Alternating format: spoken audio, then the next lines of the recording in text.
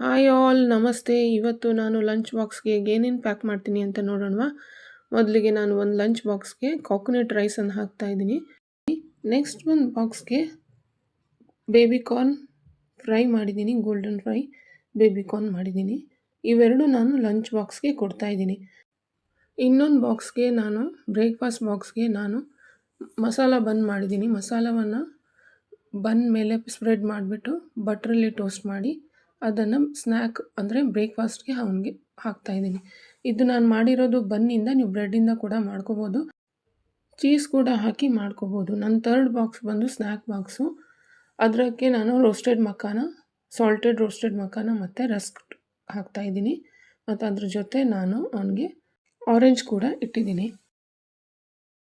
ನಿಮಗೆ ಇದೇ ರೀತಿ ಲಂಚ್ ಬಾಕ್ಸ್ ಐಡಿಯಾ ಬೇಕಾದಲ್ಲಿ ಈ ಕೂಡಲೇ ಸಬ್ಸ್ಕ್ರೈಬ್ ಮಾಡಿ. ನಾನು ನಿಮ್ಗೆ ಸಿಗ್ತೀನಿ ಇನ್ನೊಂದು ವಿಡಿಯೋದಲ್ಲಿ. ಅಲ್ಲಿವರೆಗೂ ಬಾಯ್.